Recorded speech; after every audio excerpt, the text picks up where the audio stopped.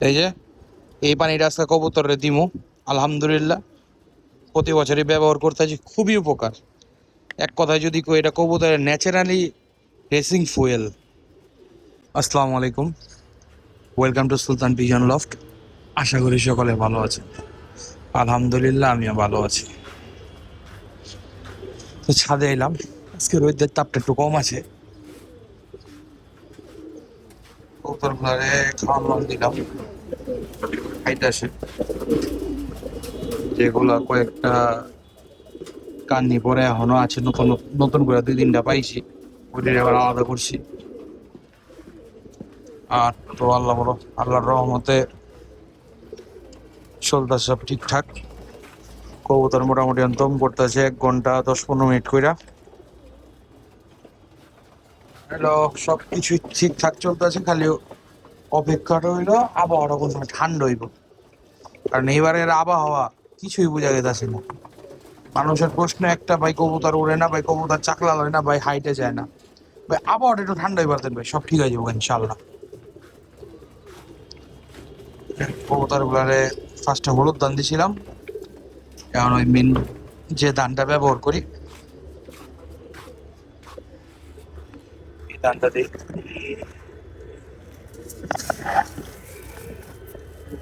কম দুই পট দিব।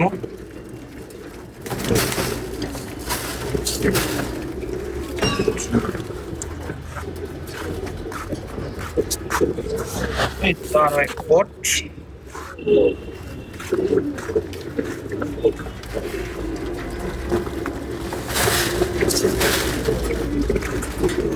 দিলাম নরে সেম। কারণ আমি কবুতরের এখন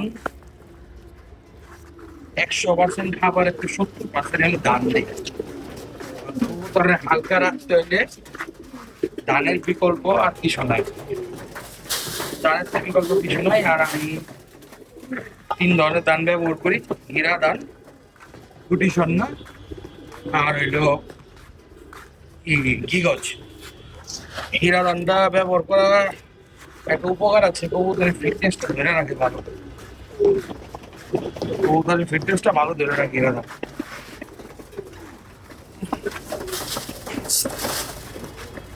যদি করা খাও। আর আপনাকে একটা জিনিস দেয়, গেছি শুক্রবারে যেটা মাদি কিনছিলাম, এই যে মাদি দুইটা, এই একটা আর এই একটা, খাকি আর একটা সবুজ গুলো স্টাইলের। জানায় আপনার কাছে মাদি দুইটা কিরকম লাগছে। খাবার দিচ্ছে, ওরা খাইতেছে। এদিকে খাবার হয়ে গেছে, ওটা ডান ডান দেই বুঝলে।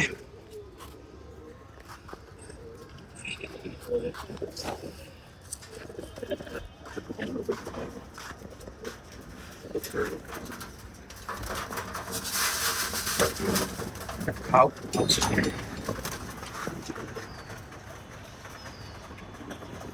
আর অনেক ভাই আমাকে ওই যে বাচ্চাগুলোর কথা জিজ্ঞেস করতেছেন, ভাই কবে সেল করবেন। ভাই বাচ্চাগুলো এখনো খাওয়া শিখে নাই, নভেম্বরের 4-5 তারিখের মধ্যে খাওয়া শিখে যাব ইনশাল্লাহ। আমি তখন সেল পোস্ট দিব, যার যেটা প্রয়োজন আমার সাথে যোগাযোগ করতে পারেন। আর একটা কথা হইলো, অনেকেই আমাকে প্রাইসের কথা জিজ্ঞেস করছেন।